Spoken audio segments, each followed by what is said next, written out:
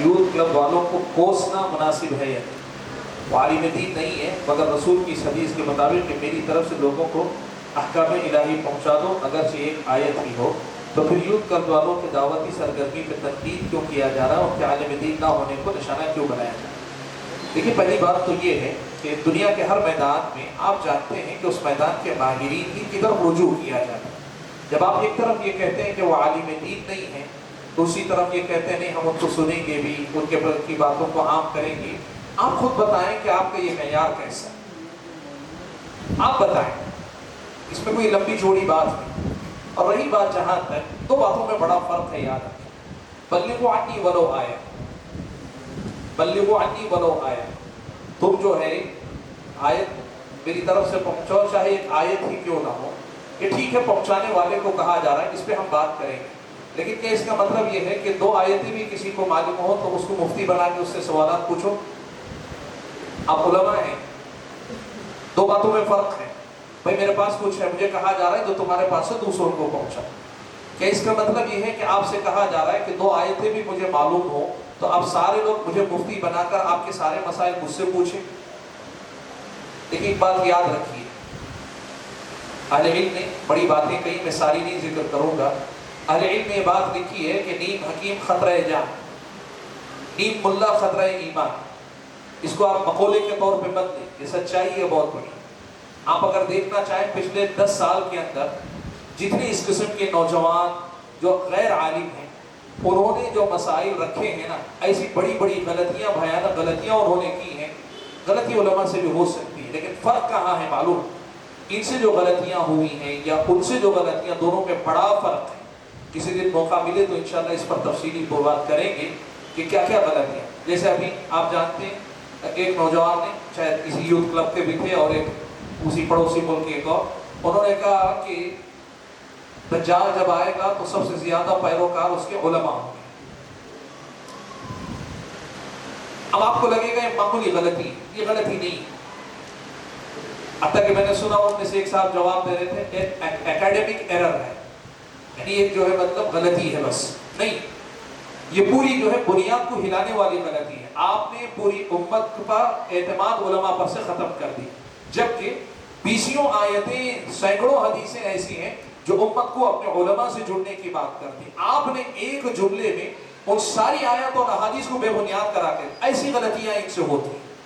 آپ کو شاید سمجھنے میں مشکل ہوگی، لیکن میں ایک چیز اکثر کہا کرتا ہوں، میری اپنی گفتگو یوٹیوب پر ہے کہ جو نوجوان اس میدان میں کام کرنا چاہتے ہیں، آپ ایک کام کو اپنی پوری زندگی کا مشن بنانا چاہتے ہیں، جس مشن پہ لگنا چاہتے ہیں، 4 سال 5 سال کم از کم کسی ادارے میں یا کسی معالم دین کے پاس بیٹھ کر آپ محنت نہیں کر سکتے۔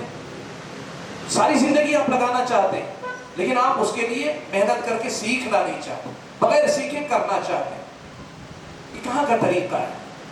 بہت ساری باتیں ہیں، میں بات آپ کو کہنا چاہوں گا، بنیاد اس کی کیا ہے؟ دیکھیے، اس پر نکیر کرنے کی وجہ ایک تو اللہ کے نبی صلی اللہ علیہ وسلم کی احادیث ہے، اور دوسرے سلف صالحین کا منہج ہے۔ یہ دونوں چیزیں اس بات کا تقاضا کرتی ہیں کہ علم علماء اسلام سے لیا جائے۔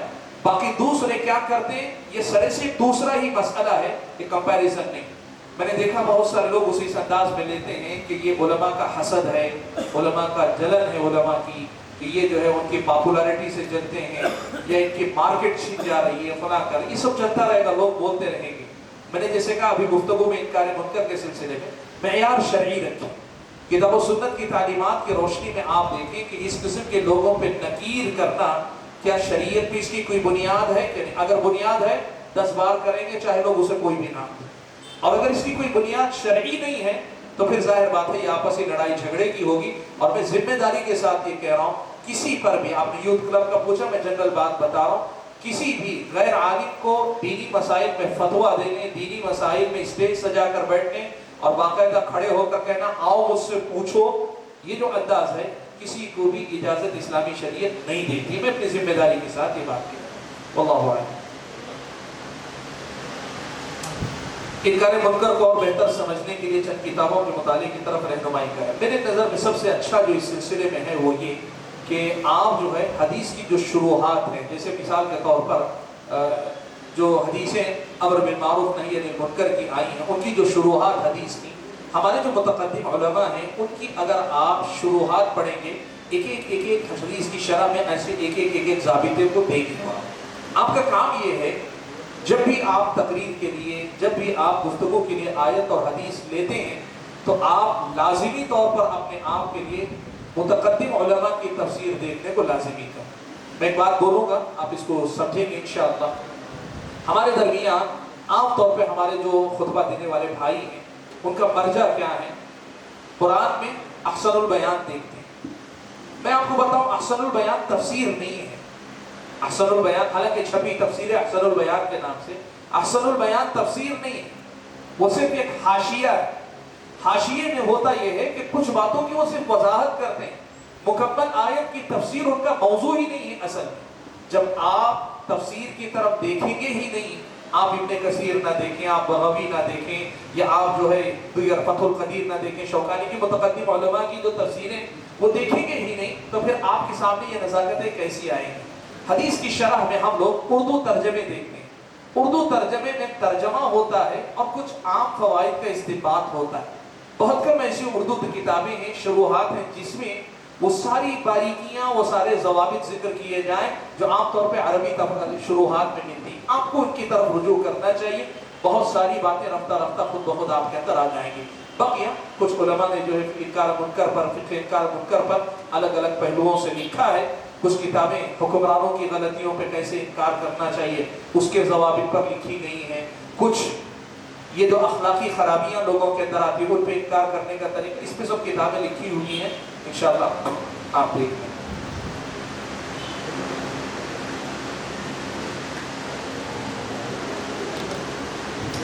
क्या भारत में रहना जो कि गैर मुस्लिम मुल्क है गलत है, क्योंकि यहाँ शरई कानून है? कानून नहीं, हमने सवा यहाँ सिर्फ 3 कंडीशन में रह सकते, अगर जेल में आप कैदी बना के रखे जाएं, या दूसरे मुस्लिम मुल्क वाले हमको सिटीजनशिप ना दें तब, या यहाँ रहते हुए हम अमर बिल मारूफ और नही अनिल मुनकर का फरीज़ा करते रहेंगे। देखिए एक चीज़ मैं बताना चाहूँगा, ये जो है जमात इस्लामी की फ़िक्र की बुनियाद है। आज हो सकता है जमात इस्लामी से वाबस्तगी रखने वाले हजरात में से भी बाज़ इसके कायल ना हो सकता है, लेकिन फ़िक्र की ये बुनियाद असल में वहाँ से, और ये जमात इस्लामी तक महदूद नहीं, जमात इस्लामी के अलावा भी यहाँ कुछ जमातें जो अरब दुनिया की थी उसके अफकार मुंतकिल हुए, जिनको जमातुल हिजरती व तकफीर कहते हैं। जमातुल हिजरती व तकफीर के नाम से एक जमात ऐसी, ये तंजीमें हैं जिनका मसला ये है कि वो सियासी गलबे ही को इस्लाम का गलबा मानते हैं, या फिर इकामत दीन का मतलब उनके पास सिर्फ इस्लाम का गलबा ही है। उस बुनियाद पे ये कहते हैं। आप इस मसले का हल कैसे कर लें? बहुत सिंपल सा मसला है। प्यारे नबी सल्लल्लाहु अलैहि वसल्लम की सीरत में हिजरत की जो तफसीलात हैं, हिजरत के जो अहकाम हैं, आप उनको पढ़ लें। ये जो तीनों नजरियात हैं इनकी गलती और गुमराही आपके सामने वाज़ेह हो जाएगी। आपको मालूम है नबी अलैहिस्सलातु वस्सलाम की जिंदगी में, आपकी जिंदगी में मक्के का एक नमूना भी है, हबशा की तरफ हिजरत का भी एक नमूना है, मदीने की तरफ हिजरत का भी फतेह मक्का तक एक नमूना है, और फतेह मक्का के बाद मदीना की तरफ हिजरत के 4 अलग अलग नमूने, 4 अलग अलग नमूने। उनमें से मदीना हिजरत करने के बाद फतेह मक्का तक सिर्फ यही एक दौर था जहां पे हर इस्लाम कबूल करने वाले को मुस्लिम मुल्क में हिजरत करके आबाद होना फर्ज और जरूरी था। ये जो है इस्लामी शरीयत ने जरूरी करार दिया था। बकिया जो 3 दौर आप देखेंगे इसमें हिजरत को फर्ज और जरूरी नहीं करार दिया गया। तफसील का वक्त नहीं, आप उलमा हैं, इस बुनियादी बात को समझ लेंगे, आपको समझ में आ जाएगा कि इसमें कहाँ कहाँ गलती पाई जाती है। बहरहाल ये गलत नजरिया है।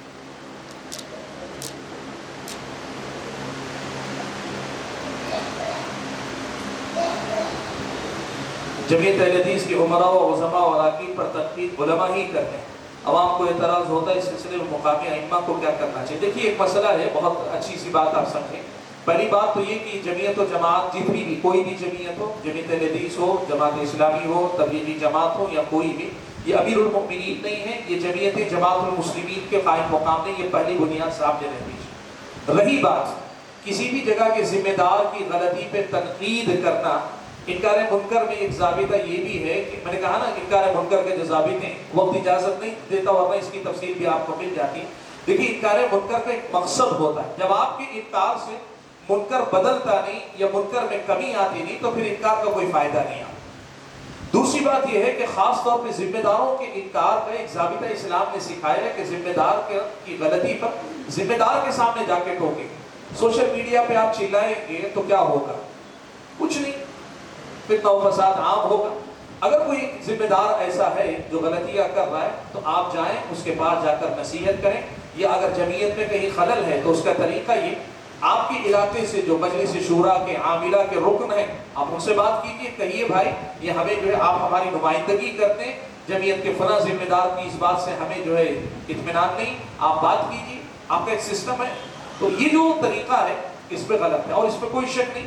جیسے انہوں نے کہا ہے کہ علماء ہی تنقید کرتے ہیں، جی ہاں علماء اور عوام دونوں تنقید کرتے ہیں، یہ ماننا چاہیے. میں یہی کہوں گا دونوں کو انکار منکر کی جو تفصیلات اسلام نے بتائی ہیں اس پہ توجہ دینی چاہیے، اس کا حل انشاءاللہ وہاں مل جائے گا.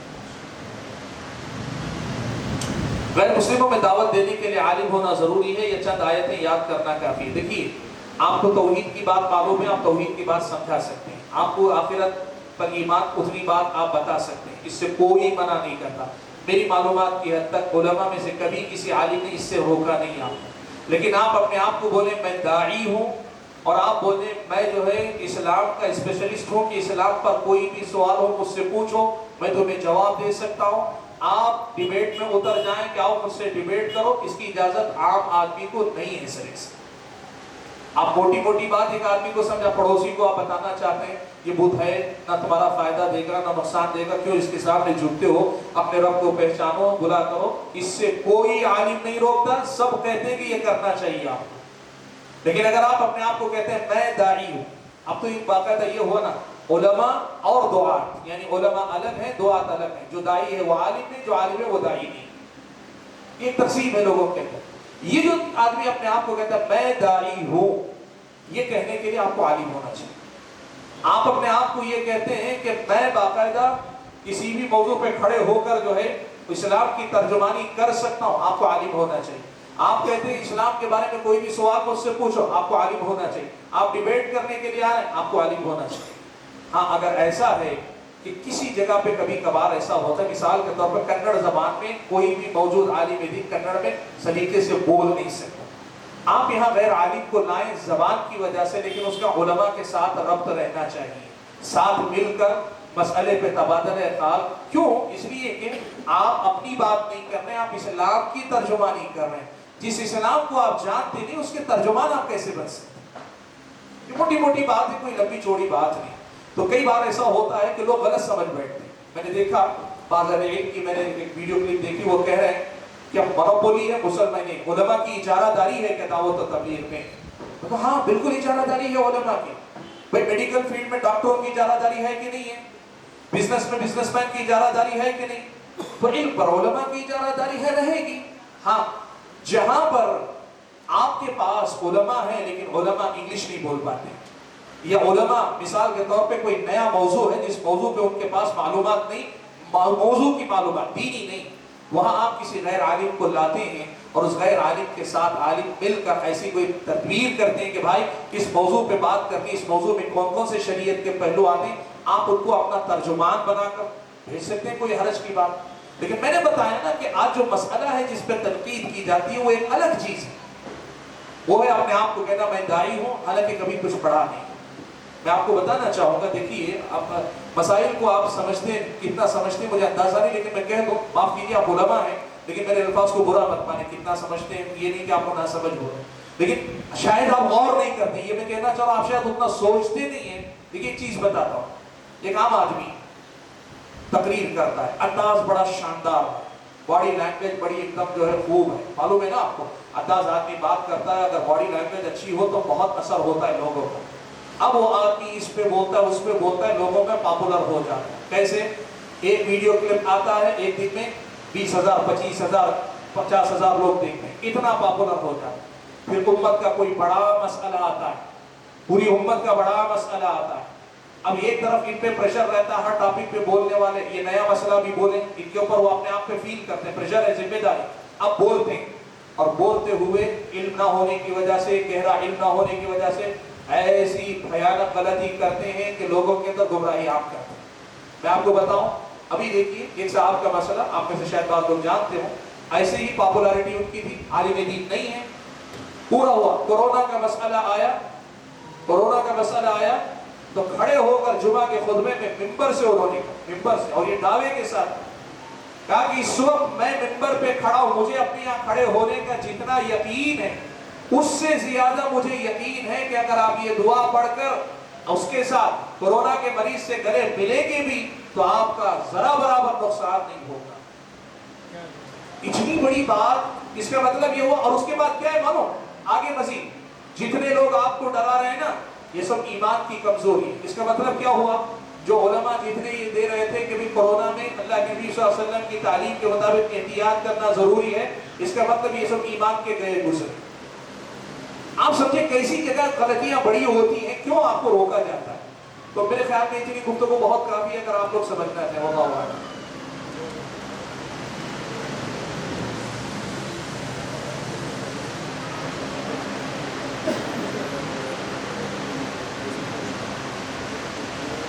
انکار منکر کا فریضہ ادا کرنے کے لیے طریقہ انداز اچھے سے اچھا ہو، لیکن انداز و طریقہ کتنا ہی پیارا اور شفقت بھرا کیوں نہ ہو، سامنے والے کو برا ہی لگے. اب اس فریضے کے بدلے میں جو بھی نقصان اٹھانا پڑے برداشت کر لیں. کچھ پانے کے لیے کچھ کھونا سیکھیں، یہ ہماری پرمپرا ہے. اچھا ہندی آ گیا، ہماری پرمپرا ہے اور یہی ہمارا من ہے. دیکھیے ایک بات یاد رکھیں، میں یہ جو بات میں نے کہی نا یہی بات میں پیغام یہی ہے، لیکن اس میں جو پیغام ہے تھوڑا سا اس کو سمجھنا پڑے.